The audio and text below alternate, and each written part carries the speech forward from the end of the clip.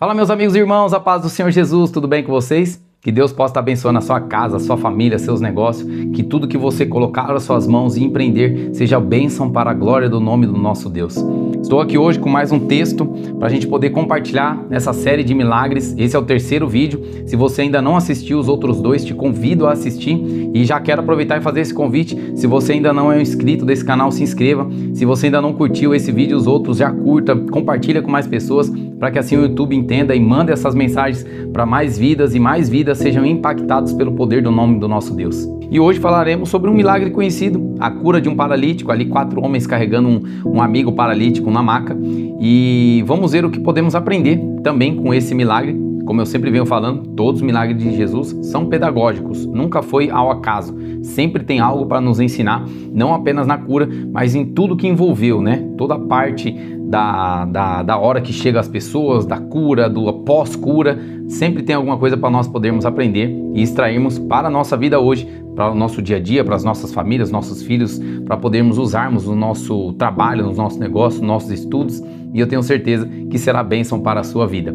Hoje eu vou ler na versão de Lucas, no capítulo 5, do 17 ao 26, fala desse milagre de Jesus. Ele também está nos sinóticos, também está em Mateus, no capítulo 9, em Marcos, no capítulo 2. Então vamos ver na perspectiva de Lucas, porém, pegando ali uns pedacinhos de Mateus e Marcos, porque eles têm também coisas diferentes que eles adicionaram, que é bom para completar toda a história para nós. Em Lucas capítulo 5, versículo 17, diz assim: E aconteceu que num daqueles dias, Jesus estava ensinando, e achavam-se ali assentados fariseus e mestres da lei, vindo de todas as aldeias da Galiléia, da Judéia e de Jerusalém. E o poder do Senhor estava com ele para curar. Vieram então alguns homens trazendo um paralítico deitado num leito. Eles procuraram levá-lo para dentro e colocá-lo diante de Jesus. E não encontrando uma forma de fazer isso por causa da multidão, subiram ao telhado e por entre as telhas desceram o paralítico no seu leito, deixando-o no meio das pessoas, diante de Jesus. Vendo-lhes a fé, Jesus disse ao paralítico: Homem, os seus pecados estão perdoados. E os escribas e fariseus começaram a pensar: Quem é este que diz blasfêmias? Quem pode perdoar pecados a não ser um, que é Deus? Jesus, porém, conhecendo os pensamentos deles, disse-lhes: O que vocês estão pensando em seus corações? O que é mais fácil? Dizer: Os seus pecados estão perdoados? Ou dizer: Levante-se e ande? Mas isto é para que vocês saibam que o Filho do Homem tem autoridade sobre a terra para perdoar pecados. Disse ao paralítico: Eu digo a você, levante-se, pegue o seu leito e vá para casa. E imediatamente ele se levantou diante de todos e, pegando o leito em que até então estava deitado, voltou para casa, glorificando a Deus. Todos ficaram muito admirados, davam glórias a Deus e, cheios de temor, diziam: Hoje vimos coisas extraordinárias. Nesse texto de Lucas, ele é um pouquinho grande porque tem grandes detalhes. Lucas, por ser médico, ele traz coisas adicionais, às vezes que Marcos e Mateus, que escreveram antes de Lucas, não têm essa perspectiva. Então é interessante a gente olhar, vamos aos pouquinhos, pegando versículo por versículo, entendendo tudo que Deus tem para nos revelar através dessa mensagem, e assim podermos aprender tudo que Lucas escreveu para nós aqui, nesse milagre tão esplendoroso e magnífico de Jesus Cristo para nós. Logo no começo, já vemos que estava ali uma grande multidão, no versículo 18 fala dessa multidão, e no 17 fala que fariseus e escribas, doutores da lei, estavam ali também ouvindo a mensagem. E uma coisa interessante que você vai ver que lá na frente, quando Jesus já fala com o paralítico, a primeira fala de Jesus, os fariseus, os saduceus, os mestres da lei que ali estavam, já em seus corações já começam a pensar contrário à fala de Jesus. Já começam a falar: quem é este, pensa que está blasfemando, falando essas coisas que só Deus pode fazer? Então nós temos aqui já um primeiro ensinamento que pessoas às vezes estão na igreja, mas não estão ali para aprender. Pode estar ali para qualquer outro tipo de coisa, como esses fariseus. Eles eram mais investigadores ali do que propriamente ouvintes de Cristo. Sabemos que os fariseus lá na frente vai ser junto com o sacerdote, aqueles que vão tramar contra Jesus, vão julgar Jesus, vão condenar Jesus e depois vão crucificar Jesus através da crucificação que era de Roma, mas que foi todos os judeus que planejaram aquilo e principalmente os mestres e doutores da lei. Então vemos que eles estavam ali mais investigando, mais tentando entender essa nova seita que esse novo mestre estava ensinando, esses milagres que eles estavam fazendo, do que tentar aprender o que o próprio mestre que eles foram ver tinha para ensinar. E isso nós aprendemos hoje no meio da nossa igreja, que tem muitos que vão na igreja com muitos interesses. Vão porque foram convidados e gostaram da igreja, gostaram do movimento da igreja, gostaram do que a igreja oferece, de um lugar confortável, um lugar agradável. Você pode colocar uma roupa nova para usar, você tem ali uma comunhão no final do culto, que você se alegra, que você dá risada, que você sai para comer com seus amigos. Tem N motivos que eles vão para a igreja, mas não vão procurando conhecer quem é Jesus.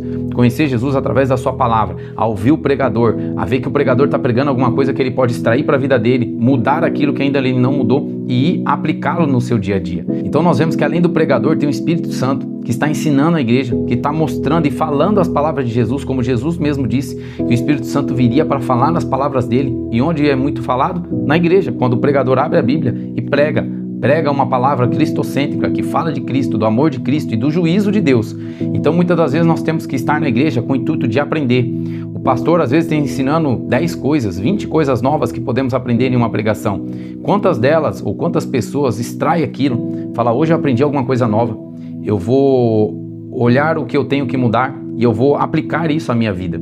Isso é o que temos que fazer em todos os cultos, não como esses fariseus, apenas ir ali para julgar a mensagem, julgar o pregador, gostar da igreja, do seu ambiente, mas sim para aprender com a mensagem, mudar o que tiver que mudar e aplicar no seu dia a dia, para que você saia de lá cada vez mais edificado pela palavra de Deus. Quantas palavras você já não ouviu? Quantas palavras mudou o seu caráter, mudou quem você é, trouxe uma nova vida para você? É isso que eu levo você a pensar hoje, para que você não seja como um desses fariseus, que estavam ali mais para julgar do que para aprender. Como hoje você vê muitos na igreja, muitos pastores na igreja, ensinando a palavra de Jesus. Que você seja um que possa aprender essa palavra, dê total atenção à palavra de Deus e assim possa mudar o seu coração. O que você tiver que ainda ser transformado, que você transforme, para que assim você cada dia mais aprenda com a palavra de Deus. Vemos na sequência que Lucas já fala que aqueles amigos estavam levando aquele paralítico em sua maca. Ele não fala, mas em Marcos fala que era 4 amigos, possivelmente ali uma maca ou algo do tipo da época, que eles estavam carregando aquele homem.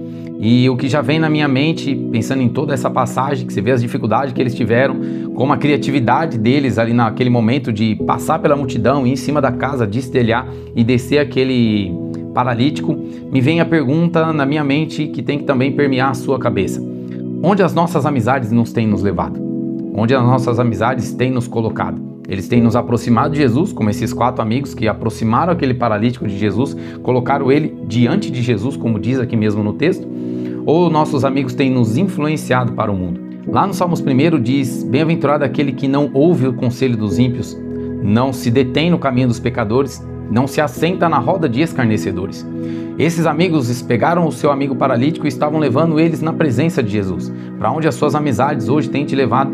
Se os conselhos dos seus amigos têm te tirado da presença de Jesus, isso tem que levantar um alerta na sua mente. Porque mesmo sendo pessoas boas, mas que não estão em Cristo, a única coisa que eles vão poder te oferecer é coisas boas dessa terra. Então, você não tem como ficar nesse mundo sem ter ímpios, pessoas que não estão em Cristo ao seu redor. Mas o que nós vemos aqui nesse texto é que você pode ser luz na escuridão deles. Você pode ser a luz que brilha nas trevas que há dentro dos seus corações. Como você não pode deixar de ter esses amigos na sua vida, então que você seja a diferença, que você seja a referência, que você seja como um desses 4 amigos, que leve alguém a Cristo, que você não vai ser aconselhado por eles, mas que você vai ser aquele que aconselha. Você não vai ser um que escarnece ou um que está compartilhando os seus pecados, mas sim um que tenta iluminar a mente deles para entender quem Cristo tem que ser na vida deles. Você é uma testemunha onde você está, onde Deus te colocou. O seu pastor muitas das vezes não vai chegar, ele não vai ter acesso ao seu chefe, ele não vai ter acesso aos seus amigos, muitas das vezes aos seus parentes. Então você está lá para ser uma testemunha de Jesus na vida daquelas pessoas. Olha quantas oportunidades eu tenho certeza que você já teve de falar de Jesus para alguém. Então aproveite essas oportunidades, leve como esses 4 amigos alguém para Jesus, fale de Jesus para ela, que você possa ser um desses que vê a paralisia que aquelas pessoas estão, paralisia espiritual de não conhecer quem verdadeiramente é o autor da sua salvação, e que eles possam despertar como esse paralítico, levantar do seu leito de paralisia e caminhar em Cristo Jesus. Provérbios 17:17 fala que na angústia nasce um irmão. E qual angústia maior do que esse mundo está vivendo hoje e as pessoas que nele habitam sem Cristo? Você vê o mundo hoje, o mundo está em grande agonia.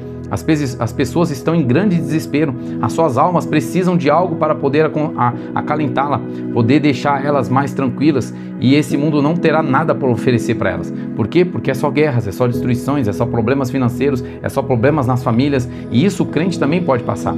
Mas o cristão tem a Cristo para recorrer. E essas pessoas, quem tem, elas acabam não tendo ninguém para recorrer, se fecham nas suas próprias angústias e acabam virando depressão, ansiedade, estresse. Então que você seja luz para elas. Onde que você pode trazer alegria para a vida delas?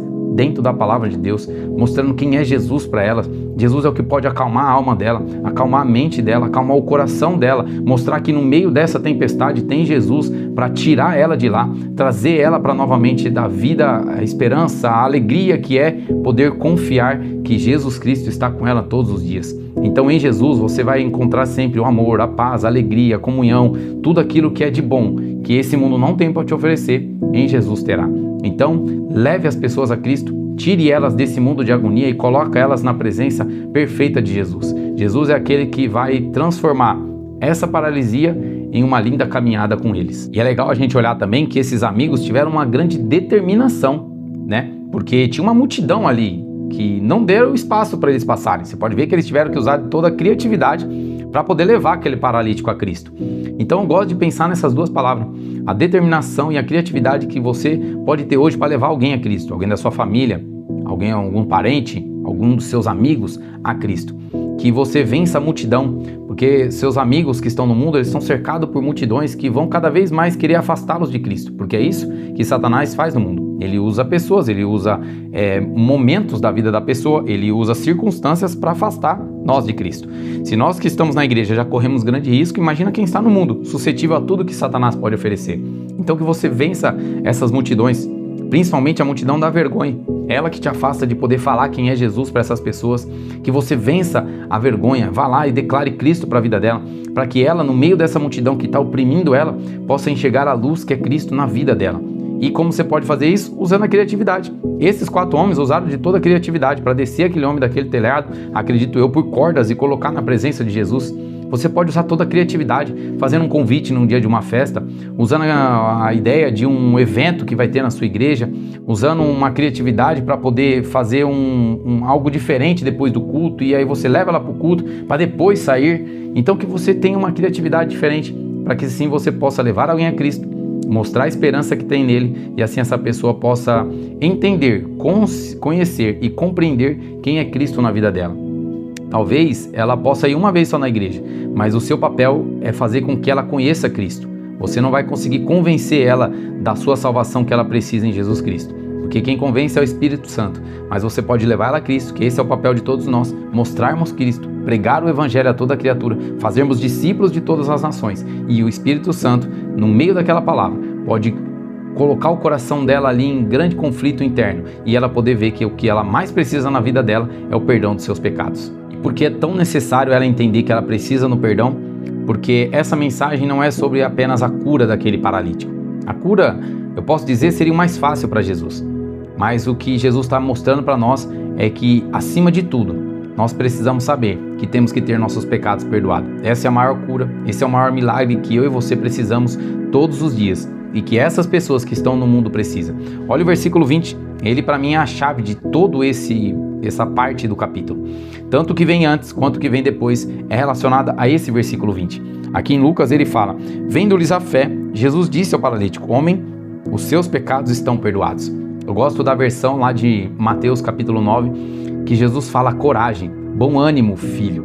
E essas duas primeiras palavras de Jesus para ele é espetacular. Por que é tão espetacular? Porque essa palavra de coragem, bom ânimo, Jesus estava em primeiro lugar, olhando para dentro do seu coração. Jesus primeiro queria sarar suas feridas internas, aquela ferida da alma, aquela alma que estava angustiada há tanto tempo. Imagina esse paralítico, se um dia ele caminhou, agora ele não podia mais caminhar. Se um dia ele abraçou alguém, agora ele não podia mais abraçar. Se um dia ele teve comunhão com seus amigos e seus familiares, hoje ele estava em cima de um leito, totalmente paralisado. Imagina a angústia que devia de estar em seu coração, a sua mente em depressão total por não ter mais o que ter esperança na sua vida. A esperança dele, ele imaginava que seria aquilo pro resto da vida. Paralisia, nós sabemos que pouco tempo depois a pessoa pode vir a morrer, porque o seu corpo começa a definhar em cima de uma cama. Então esse paralítico não tinha mais esperança. Então Jesus já estava falando bom ânimo, coragem, porque é isso que nós precisamos. Nós precisamos entender que Jesus quer nos encorajar. que antes de trazer a cura que nós tanto precisamos, Jesus quer mostrar que dentro do seu coração, Ele pode sarar as feridas internas, as feridas que às vezes foram causadas no passado, as feridas às vezes que são causadas hoje na sua vida, ou que se um dia forem causadas, Jesus estará lá para poder mostrar que Ele estará contigo, te dando ânimo, te levantando, te colocando de pé como esse paralítico, para que você ande uma vida nova com Ele, em novidade de vida com Ele.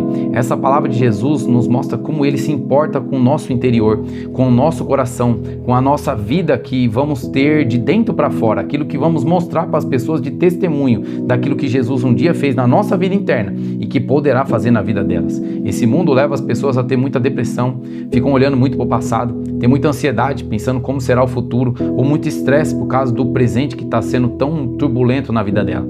E Jesus quer mostrar que Ele é a calmaria em meio a tudo isso. Ele é aquele que vem para te falar: coragem, tem de bom ânimo, você pode vencer comigo, eu venci o mundo e você comigo vencerá também, filho. E essa palavra filho é um espetacular, porque Jesus dá a esse homem uma filiação que muitas das vezes ele poderia ter tanto tempo não tido ou nunca teve. Sabemos que muitos de nós nascemos sem uma presença paterna, sem um pai, ou um pai que não é tão presente, ou um pai que acaba sendo muito mal, rebelde conosco. E essa palavra é muito interessante porque Jesus foi aquele ser perfeito que apresentou quem é Deus para nós, como verdadeiro pai. Jesus chama todos os seus de filho, porque Ele quer cuidar de nós como um pai que cuida dos seus filhos. Como Ele mesmo fala lá de Jerusalém: como eu queria, como uma galinha junta debaixo de si os seus pintinhos, colocar você debaixo da minha proteção, Jerusalém. E é isso que Ele quer fazer com as nossas vidas. Ele quer que saibamos que temos um Pai que cuidará em todo o tempo de nós, que mesmo quando vier as lágrimas, mesmo quando vier as dores, mesmo quando vier essas paralisias da nossa vida, Ele estará lá, pronto para nos dar a mão, nos erguer, nos colocar de pé e nos fazer mais que vencedor pela sua palavra. Então que você tenha isso no seu coração.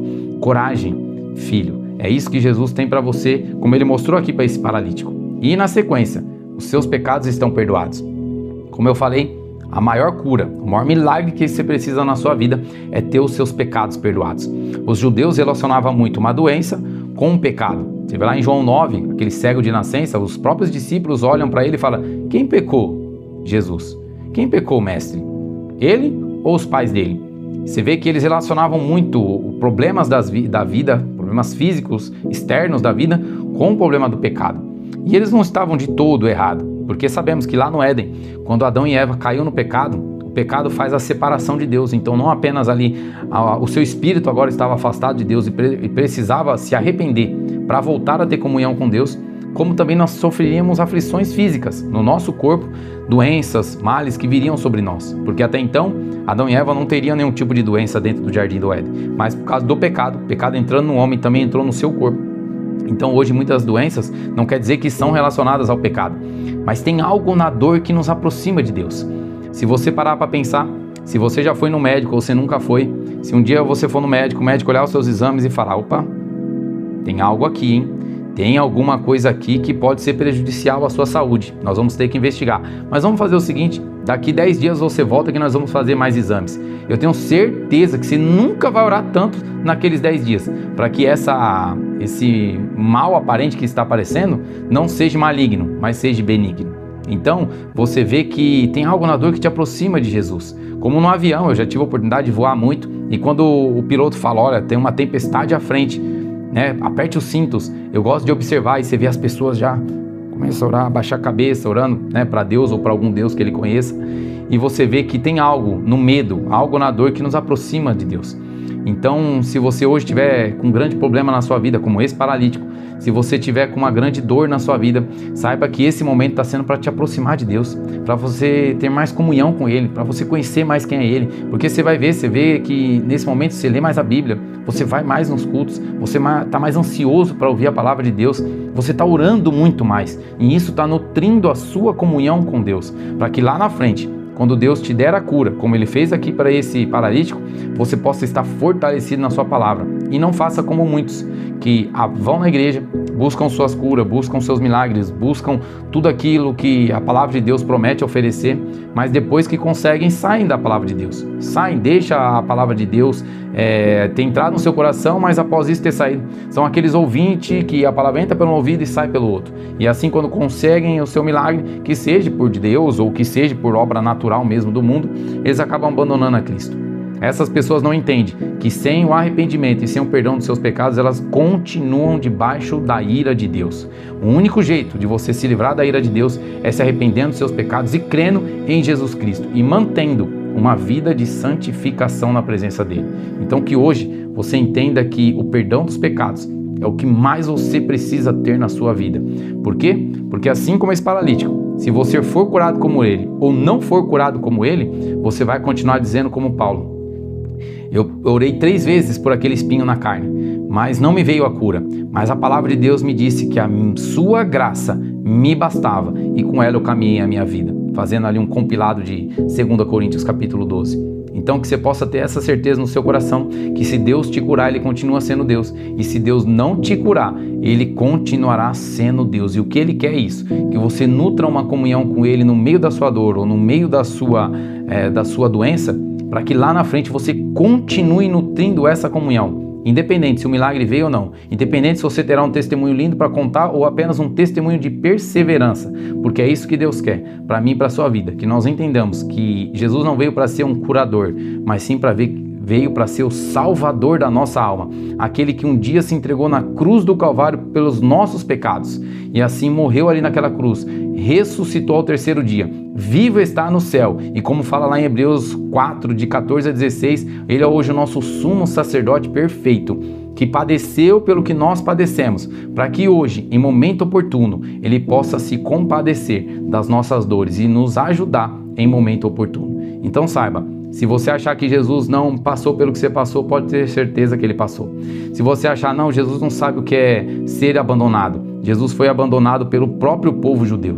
Se você, não, Jesus não sabe o que é ser excluído da sociedade, a ser deixado para trás, os seus próprios apóstolos, lá no Getsemane, abandonaram a Jesus. Jesus sabe todas as dores do seu coração, porque ele também passou aqui nessa terra. E hoje ele está no céu, com o corpo glorificado, sendo seu intercessor ao lado de Deus, podendo te ajudar em todo momento que você precisar. Confie nele. E aí já vemos na sequência que Jesus vai começar a indagar com aqueles fariseus. Eles já começam a pensar em seus corações. Quem é esse que comete essas blasfêmias? Não tem só um que pode perdoar pecados, que é Deus? E eles não estavam errados. Em Isaías 43, 25, Deus, dizendo através do profeta, disse: Eu mesmo sou o que apago as suas transgressões por amor de mim, dos seus pecados que você cometeu, não me lembro. Então você vê que a teologia daqueles fariseus não estava errada. Somente um poderia perdoar pecados, mas quem Jesus sempre disse que era? Eu sou um com o Pai, como ele diz em João. Jesus era o Deus encarnado. Jesus é um com o Pai, da mesma substância. Jesus sempre disse para nós termos a certeza de que ele era o Deus encarnado. Então esses fariseus não estavam errados, mas eles só não reconheciam por causa da sua própria arrogância, por causa do seu autoconhecimento, e quando tem muita luz no entendimento, mas não verdadeira compreensão de quem Jesus é, essa luz só serve para cegar aqueles que têm esse autoentendimento em seus corações. Porque muito mais vale você ter um conhecimento de quem Jesus é do que todo um conhecimento teológico e não souber quem Jesus é. Esses fariseus, como eu disse lá no início, estavam ali e não sabiam quem Jesus era. Porque estavam com o coração voltado para qualquer coisa, menos compreender e conhecer quem Jesus era. Por causa da sua arrogância, por causa de se acharem demais em cima de todo o conhecimento que eles tinham do Antigo Testamento, da Torá, de todos aqueles ensinamentos oral também, da escola rabínica. Então nós entendemos que quando nós temos um coração disposto a compreender quem Jesus é, como lá no final nós vemos que glorificaremos o nome de Deus, porque Jesus é aquele que nos apresentou perfeitamente quem era o Pai. Então, a teologia deles não estava errada, mas Jesus estava ali para demonstrar todo o seu poder como Deus. Quando alguém te perguntar como que nós podemos provar que Jesus é Deus, esse texto é espetacular, porque Jesus opera 3 milagres ali que somente Deus poderia operar. Primeiro, Jesus perdoa pecados, como ele fez aqui com esse paralítico. Em segundo, ele é o único onisciente que discerne pensamentos, que conhece os meus e os seus pensamentos, tudo aquilo que passa dentro da nossa mente e do nosso coração. Jesus é quem conhece. Em terceiro, ele é o único que tem o poder de curar. Os judeus sabiam que só Deus podia curar, E não foi o que Jesus fez com esse paralítico? Então percebe, Jesus conhece os pensamentos do nosso coração, Jesus perdoa os nossos pecados e Jesus nos cura. Então esse é todo o poder de Jesus para as nossas vidas. Ele é onipotente, onisciente, onipresente para fazer tudo completo na nossa caminhada cristã com Ele. Então que você entenda isso, que o maior milagre que você precisa é conhecer quem Jesus é, se arrepender dos seus pecados, alcançar o perdão de Jesus para a sua vida e assim ser salvo nele, ter o seu nome escrito no livro da vida, ter essa esperança firme em seu coração. Por quê? Porque o seu corpo pode um dia voltar a ficar doente, mas a sua alma, a partir desse momento, está livre da condenação eterna e do inferno. E aqui nós vemos o milagre daquele paralítico. Jesus olha para ele e fala: levante-se, pegue o seu leito e vá para casa. Ele imediatamente se levanta, pega o seu leito, na frente de toda aquela multidão, levanta e caminha para a sua casa glorificando a Deus. Aqui nós podemos fazer uma similaridade com a eficácia do Evangelho. Jesus disse, João 5:24, olha que espetacular: em verdade, lhes digo, quem ouve a minha palavra e crê naquele que me enviou, tem a vida eterna, não entre em juízo, mas passou da morte para a vida. Você vê, quem ouve a minha palavra e crê, tem a vida eterna. Jesus deixou isso bem claro porque aquele paralítico ouviu Jesus falando. Ele creu em seu coração, se levantou e foi para sua casa. E isso acontecerá com todos nós que cremos em Jesus Cristo. Ouvimos a sua palavra, se arrependemos de nossos pecados, cremos nele. Um dia, quando nós morrermos nessa terra, seremos levantados, ressuscitaremos com o corpo glorificado e entraremos no céu para vivermos a eternidade com ele. Esse milagre de Jesus é para mostrar o que ele fará de principal na nossa vida, que é um dia termos os nossos corpos glorificados no céu. Podermos ressuscitar para a eternidade como um dia ele, que foi o primeiro, ressuscitou. E nós hoje, que seguimos os seus passos, seguiremos o mesmo caminho que ele. E essa é uma esperança que você tem que ter no seu coração. Você vê que nesse versículo de João 5:24, não diz terá a vida eterna, mas tem a vida eterna. Isso é para que você tome posse hoje da sua salvação. Alguns não gostam de pensar porque pensam, não, se eu tiver a garantia da minha salvação já agora, eu vou fazer provisão com o pecado, eu posso pecar, eu posso errar, porque eu tenho a minha salvação. Esses nunca reconheceram Jesus, esses nunca nasceram de novo, esses nunca tiveram o seu nome escrito no livro da vida.